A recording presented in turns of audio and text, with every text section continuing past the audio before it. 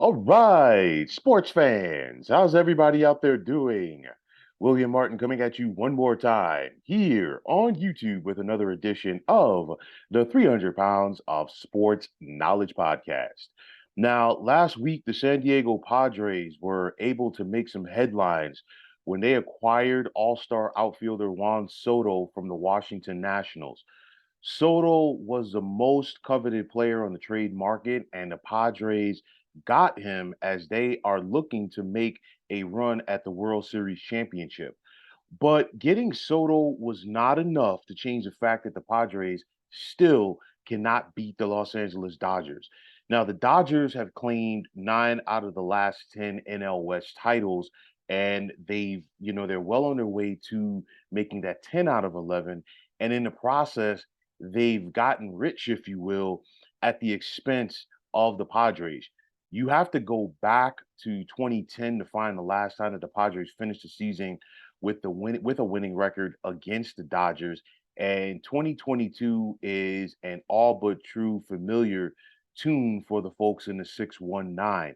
Now, this past weekend, San Diego was swept at Chavez Ravine by the Dodgers, and the series was not even close as the Padres were outscored by the Dodgers in the three games 20-4 as they spoiled Soto's first big series in a San Diego uniform. Remember, towards the end of Soto's tenure with the Washington Nationals, the Nats were at Dodger Stadium and the fans were cheering him because they were hopeful to get him in the trade. Obviously, going to San Diego, things changed.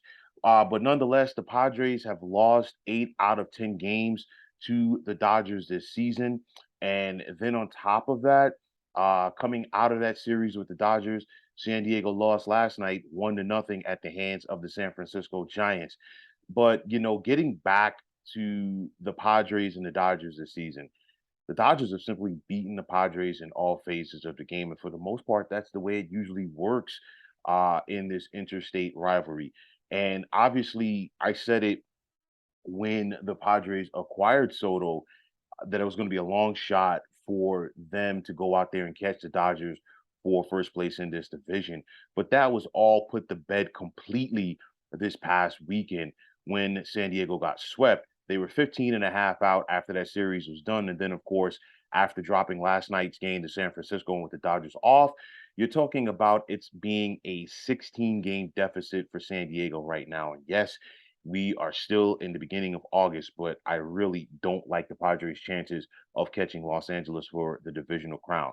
All is not lost for San Diego. Like I said last week, they're just going to have to focus on one of the wild card spots, and they are in a very good position to get one of those wild card spots in the NL. And of course, obviously, you still want to see how things work out for you if you're San Diego once you get Fernando Tatis in the lineup. That's the big thing, that he has not been there all season long for San Diego.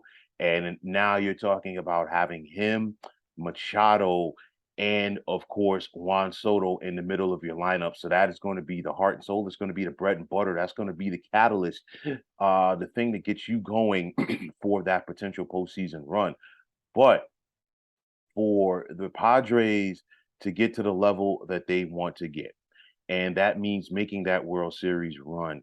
You have to find a way to slay the dragon. You've got to find a way to take care of that big brother in Los Angeles. The Dodgers go out there and they put their cleats on the field, and they know that they're going to go out there and beat the Padres. And that is something that is going to have to change. And until the Padres do that, until the Padres find that elixir, if you will, to beat the Dodgers, they can have all of the talent in the world and it won't amount to a hill of beans.